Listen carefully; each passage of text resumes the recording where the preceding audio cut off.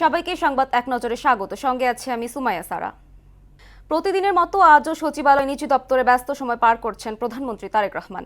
সকাল 9:22 প্রবেশ করেন তিনি। এরপরই মহিলা ও শিশু বিষয়ক এবং সমাজ কল্যাণ প্রতিমন্ত্রী শারমিন সুলতানা পুতুল, পানি সম্পদ মন্ত্রী শহীদ উদ্দিন চৌধুরী অ্যানি প্রধানমন্ত্রীর সাথে দেখা করতে যান। বিকেলে সংসদ অধিবেশনে যোগ দেবেন প্রধানমন্ত্রী।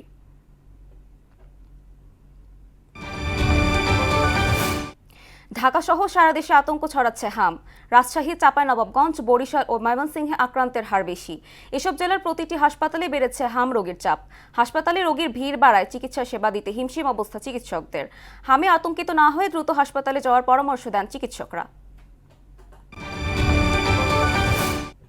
মধ্যপ্রাচ্যে চলমান সংকটে তেল সরবরাহে সমস্যা দেখা দিয়েছে দেশ জুড়ে। পাম্পে দীর্ঘ সময় লাইনে দাঁড়িয়ে থেকেও মিলছে না তেল। এতে চরম ভোগান্তিতে পড়েছেন যানবাহন চালক ও কৃষকরা। এদিকে অবৈধ মজুদ ও বিশৃঙ্খলা ঠেকাতে রুটিন পদ্ধতিতে বিক্রয় কার্যক্রম শুরু করেছেন প্রশাসন। ইনকিলাব মঞ্চের মুখপাত্র ওসমান হাদি হত্যাকাণ্ডের প্রধান আসামিদের ফিরিয়ে আনতে টানাপোড়েন তৈরি হয়েছে।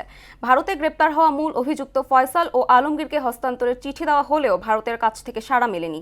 এমনকি আসামিদের জিজ্ঞাসাবাদের জন্য ঢাকা এখনও কনসুলার অ্যাক্সেস পায়নি।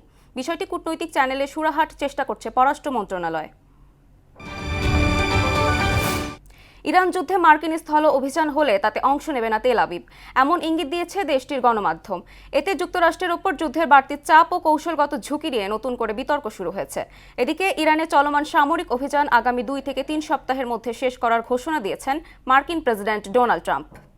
এই ছিল সংবাদ এক নজরে। সবশেষ খবর সবার আগে জানতে মোহনার সাথেই থাকুন।